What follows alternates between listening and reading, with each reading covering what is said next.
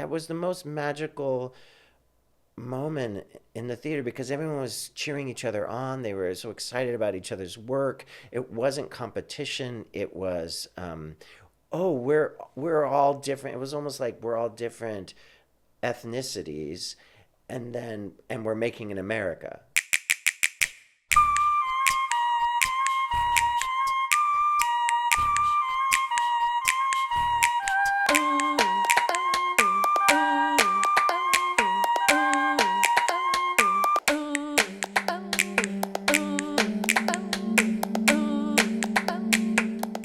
Welcome, friends. I'm Kristen Martin, and this is Torches.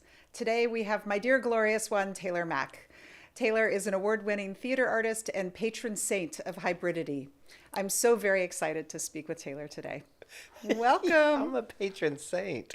That's what I read in your bio. I know the radical or the Sisters of Perpetual Indulgence. They sainted me.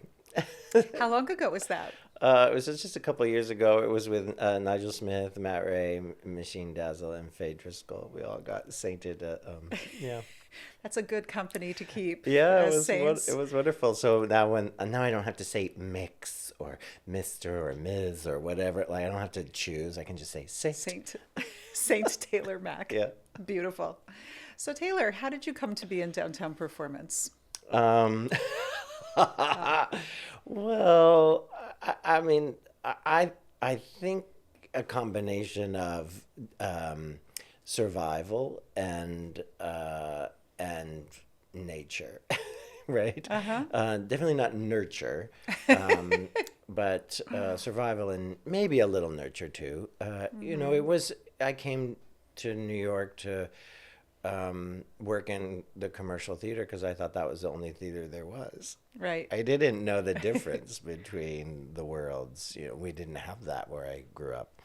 And then when I got here, I discovered that there was another world to play in. But it was also that I couldn't get access to the commercial world. You know, I couldn't get auditions. And something I've said a lot is that, you know, they always tell you that it's going to be hard because you're going to have to compete and audition, and a lot of people want those jobs, but what they don't tell you is that you won't even be able to get the audition. Right. So, and for some people it's easier, that the system works for them for some reason. It's always a different reason, but it works for them, and they get going right from the get-go. And for other people like me, I couldn't get any auditions for 7 years. So I can't not make, and I can't not do what I'm supposed to be doing. So I went where they would have me, and I got turned down even by La Mama, you know. So so I went to La Mama and said, "Can I do a show here?" And they said no, you know. So so Did you talk to Ellen actually, or it was no, somebody it was else? somebody else in Right, the yeah. building that was like, "Who is this kid?" No, you know. So, but that's very different from the Sam Shepard years when you could walk down the street and have a play that you wrote that day and walk up to Ellen Stewart on a stoop and say, "Hey, I got a play," and she says, "We're gonna do it, baby," and they do it like then you start rehearsal the next day. It's very different when I came here in '93. So yeah, I went where they would take anybody, and that was the clubs. Yeah. So, and then I just started doing work in the clubs, and then, you know, that helped me get into the theater. How do you see artistic lineage passed down or interrupted in the work that you make? I mean, I see it in hindsight. I came here right when AIDS was, you know, on strongly changing the community, and real estate was also changing the community. More people, even though a lot of the interesting artists were dying or licking their wounds from being traumatized from all of their loved ones dying, so weren't very active. There were also a lot more people moving here at the same time, right? So I mean, since 1980, there's a 1.5 million more people in New York City right now than there were in 1980, when you could have a loft apartment and make your art in your loft. You know, so I got here at a time when there were more people but less interesting people, I would say. And so it took a while for me to find that lineage, and I think I found it after I'd been making work in a lot of ways, which isn't to say they didn't have a strong effect on me, but in a roundabout way, But primarily my lineage was the circle repertory people. I mean, that's where those are the first people who really took me under their wing, artistic people. So Right. it was Michael Warren Powell, who was Lamford Wilson's lover, and had worked at Cafe Chino. So, I got this kind of roundabout downtown Cafe Chino thing happening through a lens of people like Lamford Wilson's lens, which was Broadway and institutional off-Broadway. Right. Right? Yes. But originally it started at Cafe Chino. So it was this kind of weird roundabout way. You've asked, how can we make wondering the center of dramatic action? How does that influence your art making? And do you want audiences to carry that out with them? I mean, that's maybe a fancy way of just saying ask questions and hope that the audience keeps asking the questions rather than looking for an answer or looking for the artist to provide the answer. That the practice isn't to come to decide, the practice is to come to keep wondering and to realize, I haven't been wondering about that. Oh, let me think about that now. So I think that's really dramatic. Yes. To do that. It's an action. I think of the theater as an action, and we play our action. I was first started off as an actor, so I was trained action, and so what are you asking the audience to do? And what are you doing to the audience, and what are you asking the audience to do? So, and wondering is maybe the best action you can choose. Praying, wondering is holy, holy God.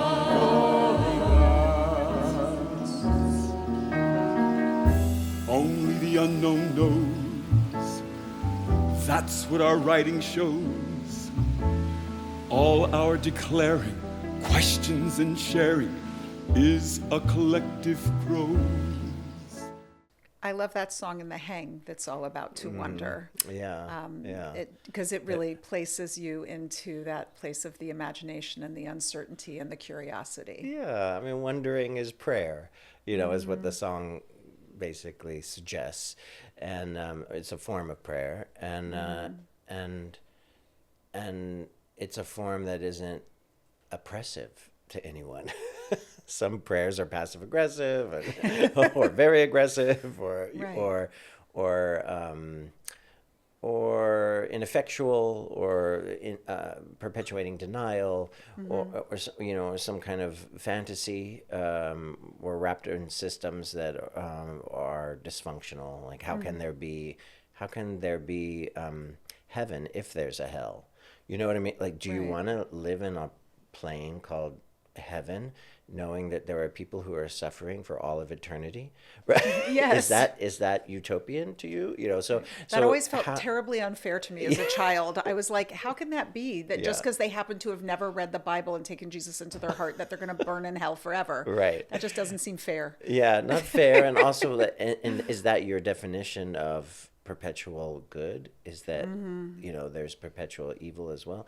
So I just makes wondering is a way free of those of those stigmas and tactics to oppress other people and oppress yourself. And wondering is a way to incorporate the concept that doubt is faith. Faith is doubt. To have faith is to also have doubt. And so that's delicious, I think, and liberating. Yes. Yeah. Yeah. So that's I think that's what theater can do, or at least the theater that I'm interested in making, is just kind of encourage people to wonder on stuff instead of that everything we see as conflict in terms of character A wants something, character B wants something, and they have to fight in order, and then somebody has to lose. That's capitalism, right? Right, yes. Yeah. Yeah. So that's not such an interesting way to wrap our entire art form around that structure. So it's just about wondering how to break out of that that model, which is so it's stitched into every narrative that we see. That's oppressive. Yeah, Yeah. in some ways, yeah. Yeah. It can be fun. It can, yeah. One of the other things that I think is a wonder, the way wonder comes into the work, is that you never think of the work as done. That you're always in process, you're always experimenting, you're always trying something new, you're risking something fresh Yeah. with the possibility of failure, and you build that into the work. Could you talk about why you do that? Well, I think in some ways it goes back to that survival of, I mean, I'm an American artist, and so there's no funding, right?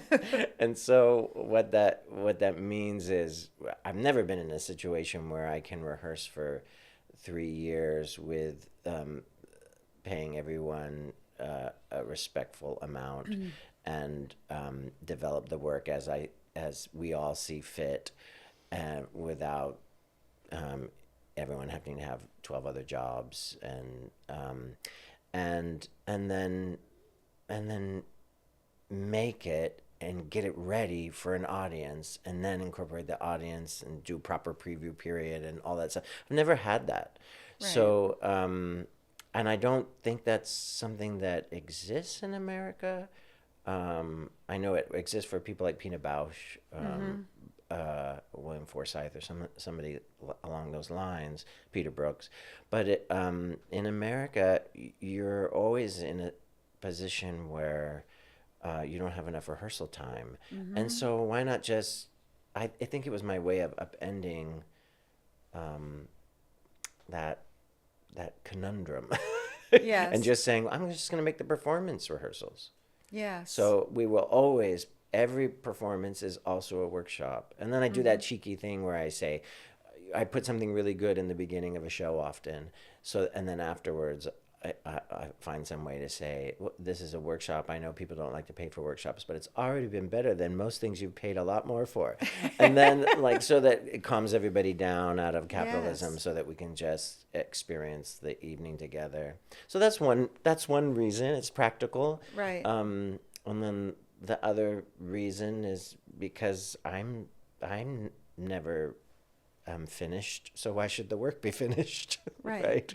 And even when I die, I presume my atoms will go into, I hope, into the earth and grow new things.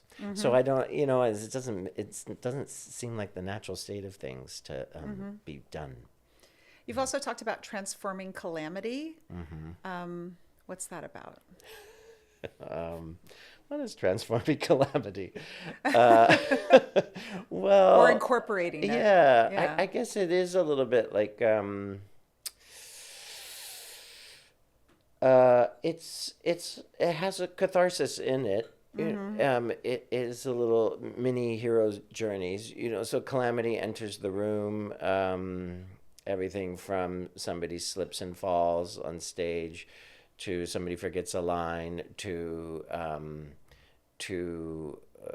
a character does something awful, but actual real things that are human foibles, are imperfections, and the audience responds in a way that you weren't planning. All of those are gifts to do something with, because they set up an obstacle. Oh, the show wasn't supposed to go that way. And so if you can find your way around, incorporate that into the work, and then find your way out of it, it's like a mini hero's journey. Right. Right. And so, I mean, that immediately endears you to an audience, and it and it's the moment you feel almost the most alive, often, Right. in a show, is when. And I think the audience feels that. spontaneous- Yeah. Yes. Yeah, when the for real spontaneous is happening, and also when your real humanity is exposed, not your rehearsed humanity, but your actual humanity of dealing with the world as it comes to you. You're making me think of in 24 Decade and the 24-hour version of it. when the stretcher comes for Matt Ray and he didn't know that was coming. And he also didn't want to leave the stage, but he knew he had to leave. And that moment of his vulnerability and giving in to the leaving after him playing for 23 hours and you still have another hour to go. And just that vulnerability in that moment that we felt. Yeah, I mean, we didn't rehearse. How do you rehearse staying up and playing for an audience for 23 hours? Yeah. And then saying goodbye. How do you rehearse? Can't rehearse that. Yeah, exactly. Right? So it has to be spontaneous, but that's what makes it delicious. Yeah. And how that changed the next hour of the show For you. And I wasn't expecting him to respond that way, you know. Right. And I didn't think I had energy to hold somebody up as they were crying into me. Yeah. But then I did, and that was interesting, and powerful. Yeah. Yeah. And you brought that with you for that last hour. Yeah, I did. Yeah, I think, yeah, very much so. And then it also has changed the less ephemeral work, the film. We've captured it for the film, so it's there. So that changes the audience that is watching the movie but didn't see the show, and it changes the art slightly in terms of how we view something that was ephemeral. Yes. It raises stakes but now it's and been lowers. captured. I mean, it changes everything. The spontaneous. Early on in the show, in hour 2, water spilled from a costume machine made that had smoking stacks on it, and it had dry ice in it. So then the water from the dry ice spilled on the floor, and I was playing a housewife in that decade, and so I was cleaning up and cleaning up, and that was the first real spontaneous moment that happened during the show. And luckily it was in hour 2 of a 24-hour show, so it was a little promise to the audience that we were always going to incorporate the flaw, the mistake, the calamity, and that to me goes into the larger world of dealing with our president and inequality and the kind of chaos that so much of a culture that is kind of built around I'm in pain, so I want you to feel pain too.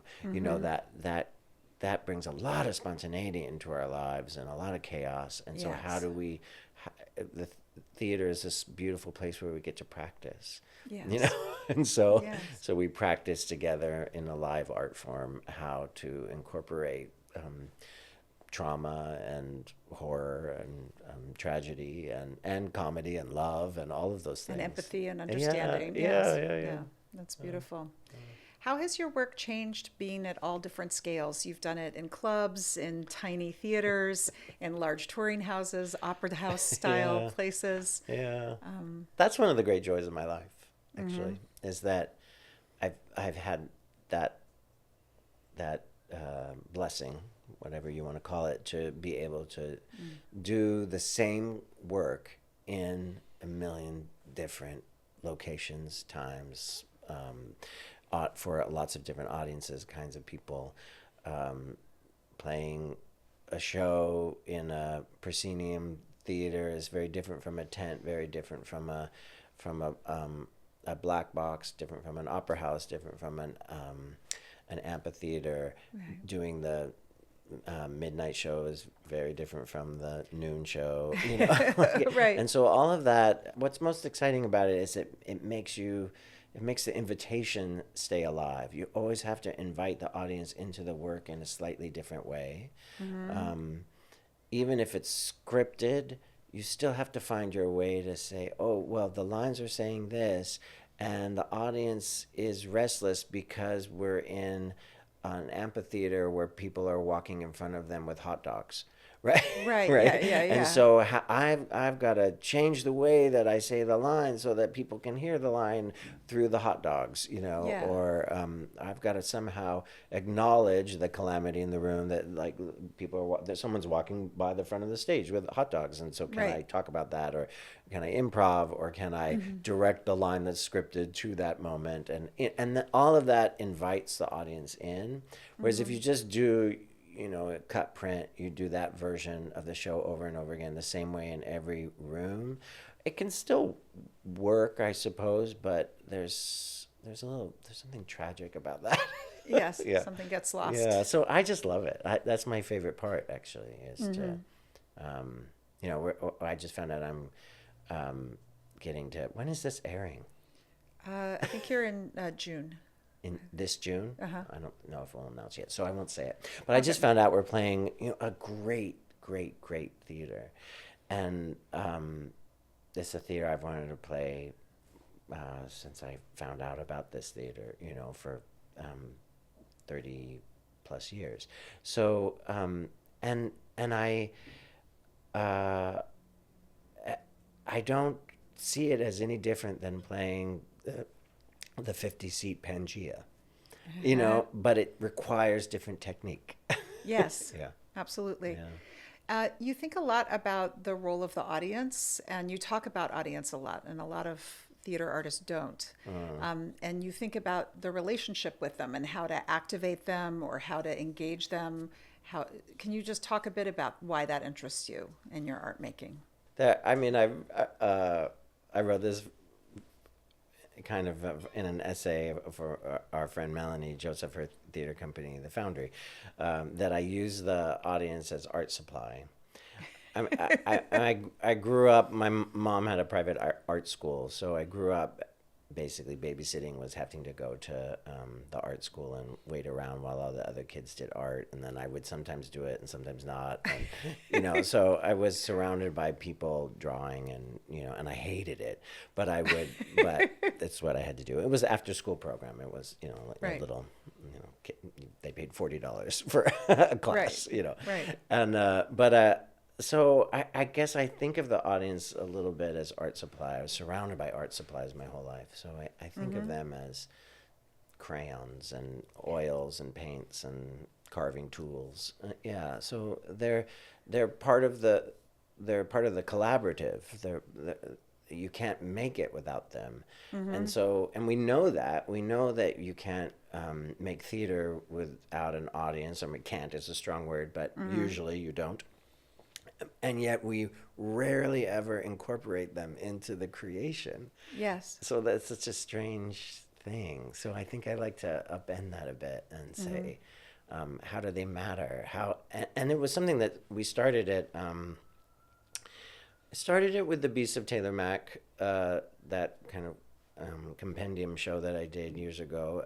I did it here, and then I really solidified it in The Young Ladies of, which we also did here, where the audience is responsible for the dramatic event of the play.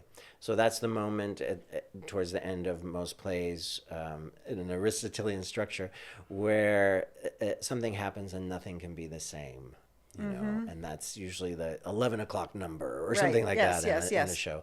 And so I started this practice of giving the audience the dramatic event. The show couldn't go on unless they did something, unless they were the ones that made the change, so that the central character could then take that and run with it. Yes. Yeah. That was a really So- beautiful moment, always. Yeah, and we did it in Lily, and we did it, and after that we did it in Lily, and I did it many times in 20 for Decade.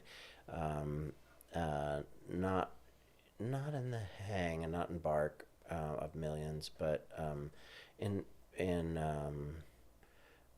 a few other things. Yeah, The Fray, my children's play. Yeah, and Lily's Revenge, definitely, the audience was cast in different roles in the piece. In the first act, it was more proscenium, the more vaudevillian act, and then the second act was like the flower garden, so they were like flowers spread all over the space, and Yeah. there were the Kyogans that I got to direct that were all over the building in between each thing, and then there was the church, so there were all these different ways that the audience was engaged in experiencing the work and Yeah. changing their relationship to the performers. Yeah. They started in proscenium, and then 4 hours later, for the final hour of the show, they were sitting where the players were when they first started. So it was reversed. Right. And the performers were performing basically in the seating area, and they were all on stage. So it was this kind of a real switcheroo. Yes. But after putting them through many different configurations, and they would go out on the intermissions and then come back and think they were in a different theater Yes. because we'd transformed the space, so much. That was so it fun. and that did something to them. Yeah. It made them feel.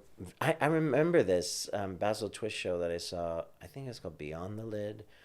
Yeah, it was about Lee Nagrin. yeah. It was a beautiful piece in the basement where Lee Nagrin's studio used Yeah, to be. the Silver Whale Gallery. Yeah. And Basil transformed that space so much, and it was only something like 40 people could see it at a time, and we were sitting on this riser, and at one point it starts to move, and so people are pushing the riser, and then the world is transforming in front of you. And at a certain point in the play, I was looking at this tree on the stage, and thinking, wow, God, Basil made that tree for this space.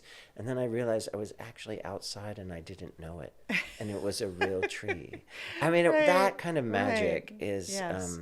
I'm not sure why it's so thrilling. It's transformation and discovery and thinking that you know what you know and then realizing you don't.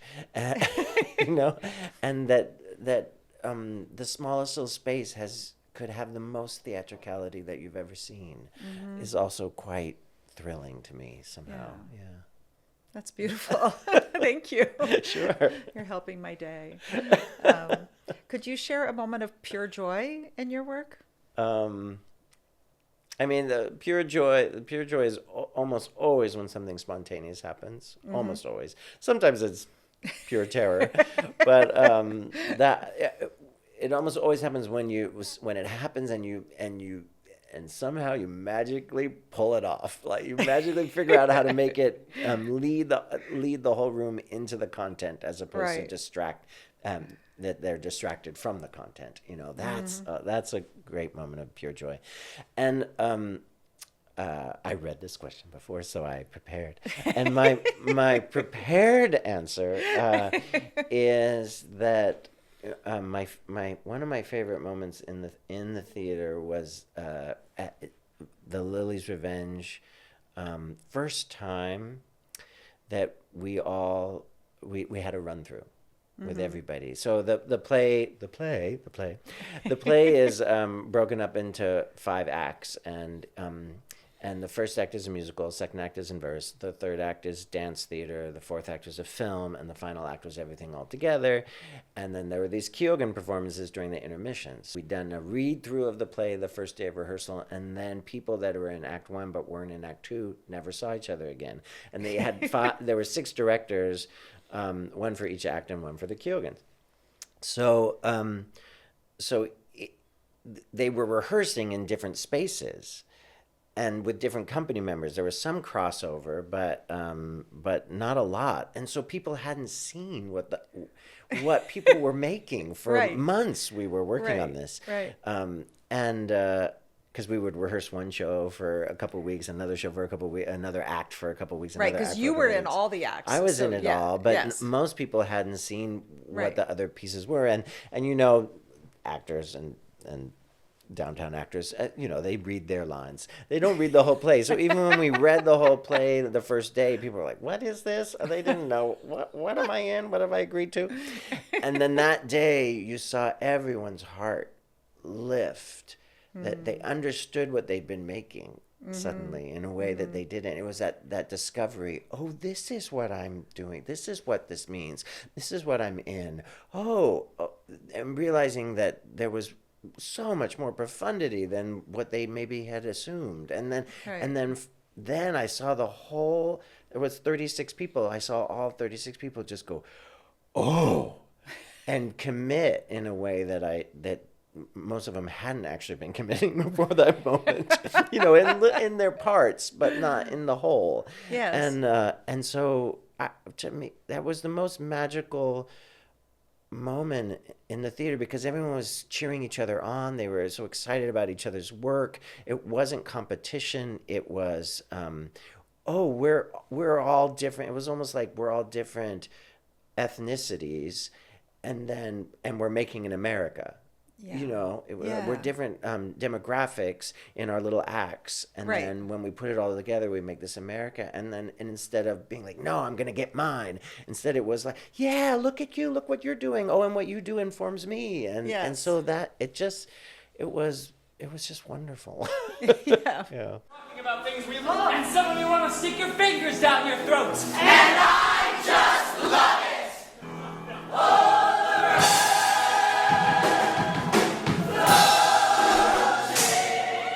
You're thinking about making the room queer. Yeah. And you're thinking about how that gets people to not sit so comfortably, to consider, to question what Yeah. they're seeing, what they're experiencing as performers, as audience. Is that related to your lived experience, and how does it shape your aesthetic? Yeah. I guess I think of it as stretching towards people. That one of the great joys of being an actor or being a playwright, being a theater artist, is to wonder about other people and see if you can stretch towards them.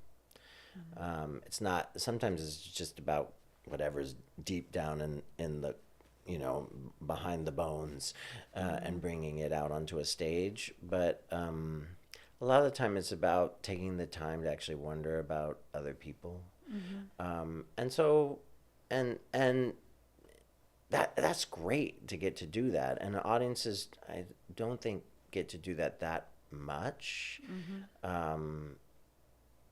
Or they're not challenged to do that much. Their challenge is to see people as other, Yeah. as opposed to come with their deep curiosity about it, or like when they watch TV shows or movies or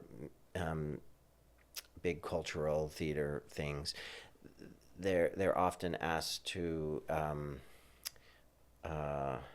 observe and laugh and cheer somebody on, but not necessarily wonder, not bring their curiosity to the moment. Yeah. So that's a way to ask to give that gift to the audience of a curiosity. So to say, okay, I'm casting you all as queers now, right? It says, I know you assume that this audience is queer, but actually we all know that it's not. In fact, the majority of the people in this audience probably aren't, in most of the spaces that I perform in. Yeah. And so it upends the assumption that if you're going to see somebody like me, then there's all these queers in the audience, and often they're the minority. Yeah. And so that does something to the space. It does something to the space to ask them to use their bodies. So I asked everyone to slow dance with someone of their same gender in 24 Decade. Right. I loved that And moment. to a homophobic song that we slowed down and turned into a gay junior prom song. Right. Right. And so one of the things that I would see happen is that every single time we did it is people would laugh and goof and be silly and be like, oh, I'm dancing with someone of my same gender, Right. which is kind of a homophobic response. Yes. And a lot of the queer people in the room would also be kind of nervous because they've never been in a room with a lot of straight people slow dancing before with someone of their same gender. Yeah. They've kept that for their safe spaces, Yes. or they've never had it. And so what that does is it makes everybody consider each other. Consider that straight person's deep homophobia. And maybe they don't need to because they've been doing it their whole lives, but it's interesting for the straight person to consider their homophobia. So I just make sure that everyone's aware that that's what's in the room, because Yes. sometimes they're not. And then I ask them to challenge themselves and to do it romantically and without giggling and laughing. Yeah. And then we do it again. And that's when you really see the change. The room, almost every time we've done it, shifts in a way that I'm not sure I'll ever make anything so wonderful, honestly, because it's so moving to watch it happen. And the people that are queer that have never seen heterosexuals stretch towards them. Yeah. You know, they've had to stretch towards heterosexuality their whole lives, but they've never seen a room full of heterosexuals do that towards them. Yeah. And so it really changes people. And, I just officiated the wedding of these two guys that met at the 24-hour show. In that number, they were sitting together for 20 hours, sitting next to each other, and I asked them everyone to slow dance to someone of the same gender, and one guy turned to the other and said, "Would you dance with me?" And they've been together ever since. And I just officiated their wedding. Oh, that is such a beautiful story. It was so beautiful. Oh. It was really, really wonderful. So I don't know. There's something in the magic of it. There's something Yes. that happens, and once you experience magic, you don't want to go back and make kind of work that isn't magic. I don't know if that doesn't really answer your I think it question, does. but Yeah. But I also, there's another moment in 24 Decade that I found incredibly moving. And it was when we were blindfolded and you fed someone a grape and they fed you a grape. yeah. And I still to this day don't know who the person was who I experienced that with. It was me. No, I'm joking. But if I ever were to meet them again, I would feel like they were a dear friend. Yeah. There's this intimacy of that Yeah. and care in that moment. Of the mystery of it. Yes. Yeah. And that is So beautiful. Part of your question was about, does that inform my aesthetic? And Yeah. I think I mean, it depends on what we mean by aesthetics, but I think there's something to that, which is an aesthetic of vulnerability, braving something, of awkwardness, because that's an awkward moment too. Yeah. An aesthetic of a little bit of danger, because Right. you don't know who's gonna like sit on your lap or feed you a Right. grape or Yes, you know. yes.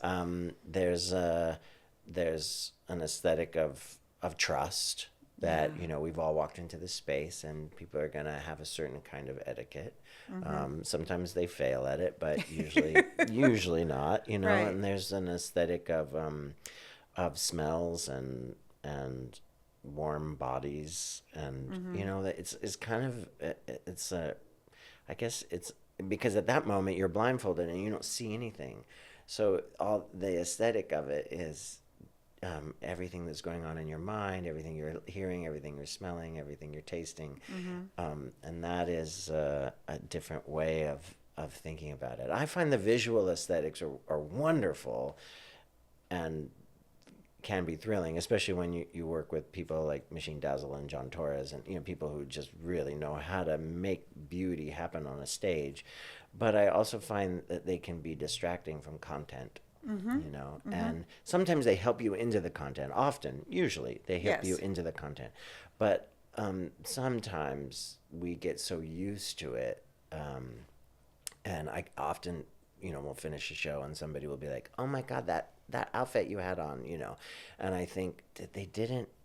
Oh God, we didn't figure out a way to make the outfit help them into the content. Yes. Because the outfit shut them down from having to wonder. Yes. Instead, they just got to yay, Right. Yeah, and yeah. which is okay. Sometimes that's exactly what we wanted, but Right. other times we want them to dig in, and so visuals sometimes take that away from the call to dig. Takes it away from people. You were just talking about important collaborators in your creation. What makes collaboration truly generative for you on a project, and how does there are some folks that you've worked with over time. How does repeated collaborations build different work? Maybe. Yeah, I'm still learning that. It has been a long time with Machine and Matt. And Machine and I have been working together for 22 years now. And Lily was the first one, or was it before Lily? Before, in 2004, I asked Machine to do a fashion show, and this piece I did at PS 122. It was just in response to the RNC being in New York City, and it was called Live Patriot Acts, Patriots Gone Wild. Right? And so Machine did remember. that. That was the first time that we'd worked together, although we'd been in the performance scene together for many years, a few years before that. But yeah, that was our first time. So that's 22 years now that Yeah. we've been together. And Matt is also, I mean, almost 20 years now. No, 20, I think 20, I don't know. Yeah. Close. Doesn't really matter.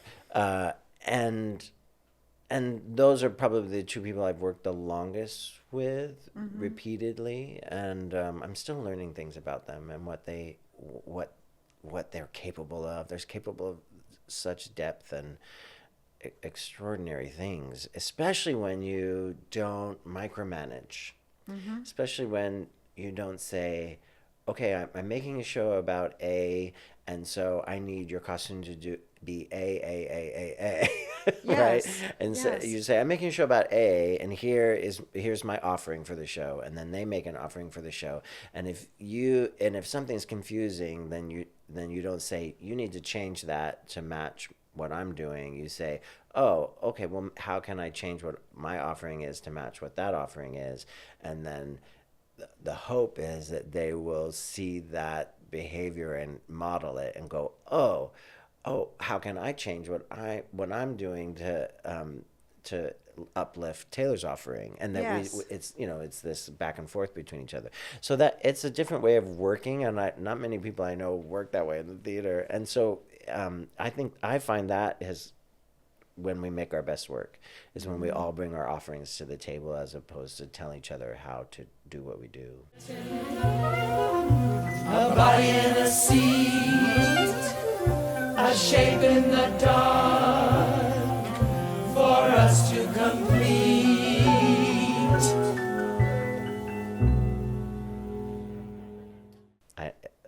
That's delicious, but I'm still learning how to do that, and I will, I think, for the rest of my life. It's not.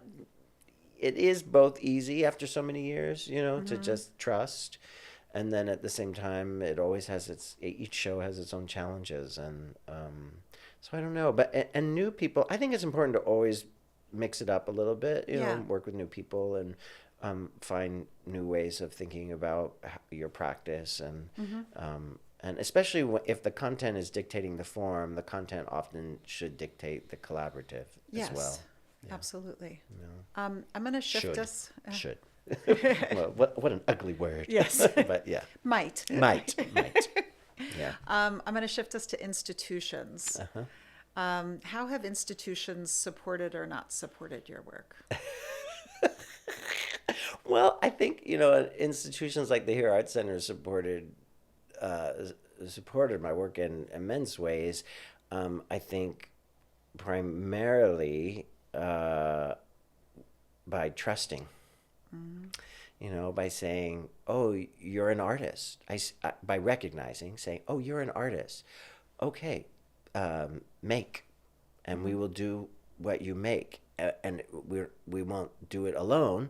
You will do it with us, and here are the tools that you may need in order to do it with us, right? So I never wrote a grant before I started working at the Hero Arts Center, but we had a breakout session where all the artists sat around, and I remember Lisa D'Amore was the queen of getting grants at that moment, and so Lisa D'Amore showed us how she wrote her grant that she just got, and I went to school on it, because I knew I had to raise so much money if I wanted to do this type of thing. So that changed my life in terms of institutional help more than anything, because it was like teach a man to fish, Yeah, right. And I think that was really helpful. And trust, just saying you're an artist, here's a slot, make. That's big, because that just doesn't really happen in most institutions. And how they haven't supported I guess it's the opposite of that, is not trusting, like Right. asking me to prove myself again and again and again and again and still doubting.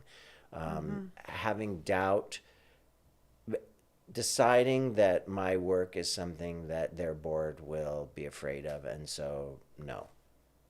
Rather than even just saying, rather than coming to me and saying, how can you help me convince my board that this is the right thing? Because I have anxiety that my board is going to freak out over this. Right.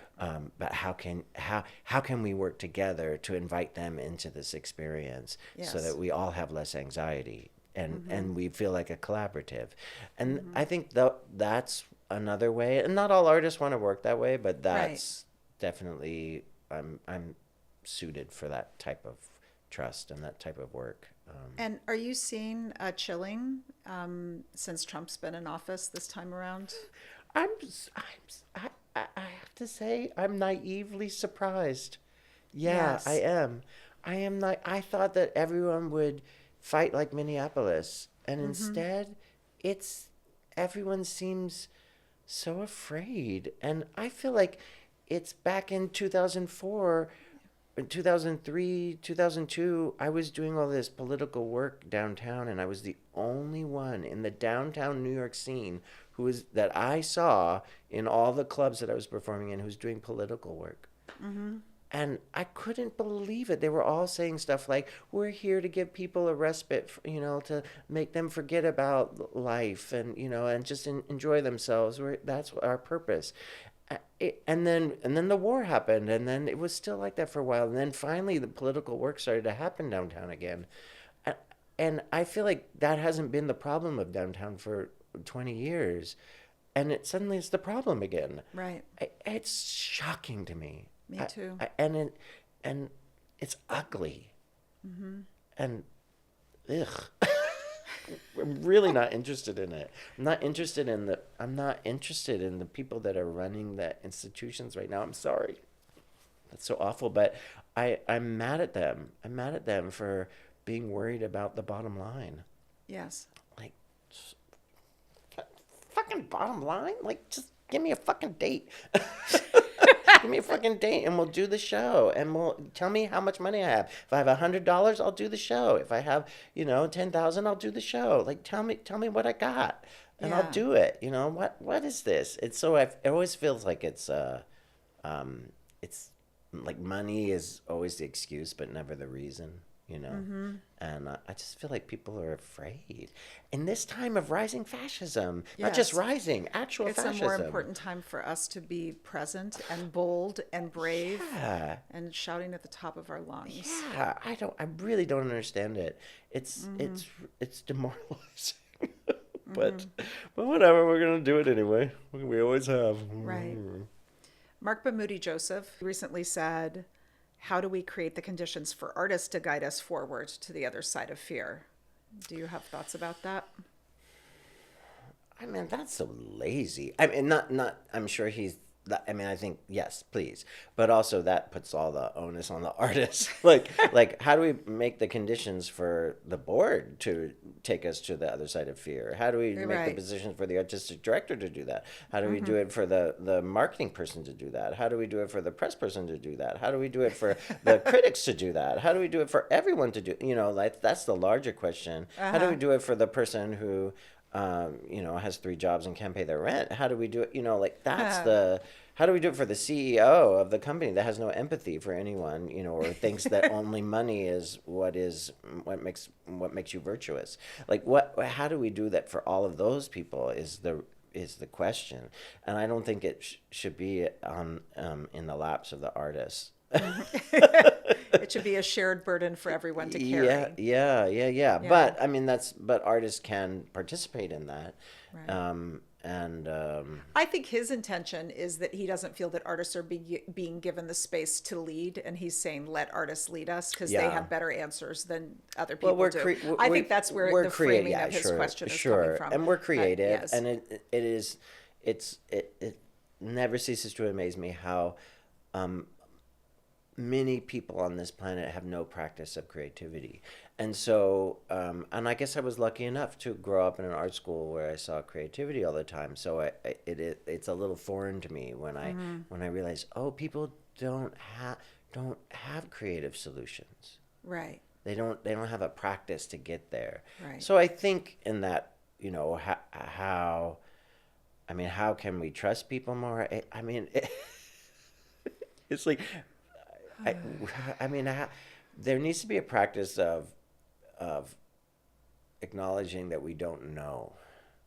There's so much about the cultural practice of our times right now is about knowing, and that feels Yes. like it's wrapped into capitalism, because in order to succeed, you have to pitch, you have to sell, you have to know that your product is going to succeed. Even if you don't know that, you have to be a salesman. And so we're always acting like we know all the time, instead of a practice of none of us know. We just don't. We just don't. And it's uncomfortable, but I don't see any other. I don't know. Do you see another way? I think that the whole structure of nonprofit theater is a relatively new structure. Uh-huh. Cafe Chino was not structured the way nonprofits are structured Yeah. now. This is only the second generation. This is not the way that everything has to operate. No. There's an assumption that this is a structure we must save, that Yeah. it's toppling right now, but we must save it.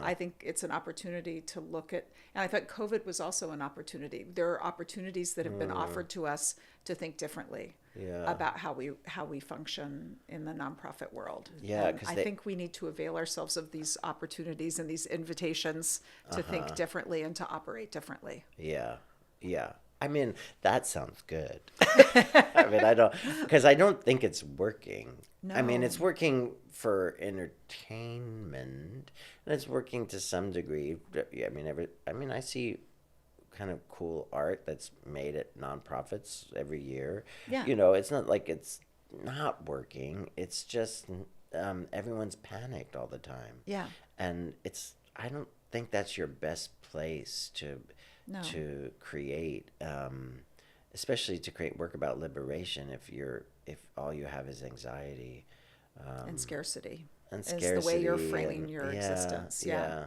yeah. It's kind of, to me, it's a little bit of the conversation of equality is not winning at capitalism. Equality is not that I get to oppress somebody now. I once didn't used to be able to oppress anyone because I had no money, but now I have money and I can oppress someone. I should be able to oppress others. Like that seems to be the narrative. I mean, Right. that's not the stated narrative, Right. but it is The underlying It's the narrative. underlying narrative of what people think of as equality. Is you got yours, and I should be able to get mine too. Yes. And that's not. To me, that's not where it's at. Right. I don't see that going well for anybody in the long run. So. How do you define success? And is it different now than it was earlier in your career? I guess I really just define it as working hard and then seeing people, seeing the light behind people's eyes. I don't know, and my own, like Yeah. working hard and then going, oh, like, I'm not sure that I have the words at this moment to articulate that, but it's a feeling. That comes I've had many times, and it comes from transformation. I think there's something about transformation. There's something about hibernating and then blooming again, and then hibernating and then blooming again. That is, I guess, cyclical. I think of success like kind of like Mother Nature, like what a success spring is. Or I just read that bees huddle in order to survive the winter. Honeybees will create these tight little balls, and with the queen in the center, and they vibrate, And to that's how keep they stay warm. alive and And warm. that's how they stay alive and warm. And then and they eat their honey, you know, also all winter long, and then it's a miracle, right? That's success. Yes. Right. And so there's something. I think it's more about the earth, that we're not necessarily tuned into.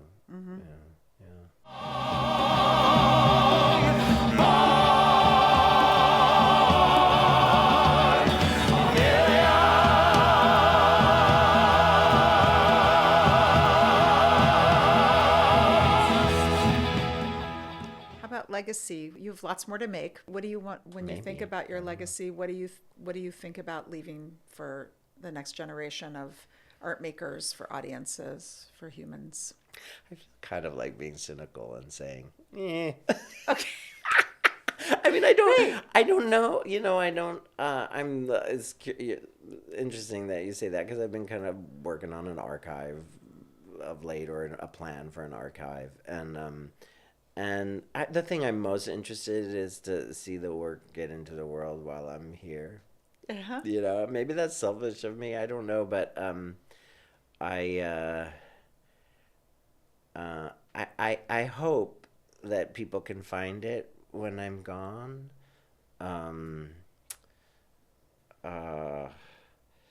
But if it's not important, then I don't need to burden the world with landfill. You know what I mean? Like I don't need it to be in the world. I mean, if it's not addressing the current moment, you know, like I don't. But I think I try to write work that feels not universal, but asking the questions that will be asked in 100 years. I think you do. Yeah. So I think I hope that it's still relevant, but I'm confused. Is that ego, or is that not having good parental figures in my life and wanting to be a good parental figure? Is it wishing for more good parental figures and for the art, and seeing that the art has been the best parental figure for me? And so I don't know. I mean, I don't want to be so cynical that I poo-poo it, but I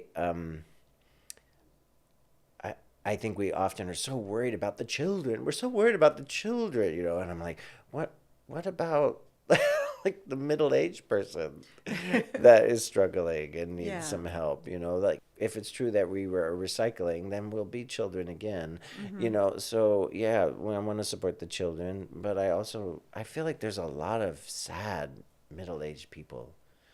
The older people seem okay.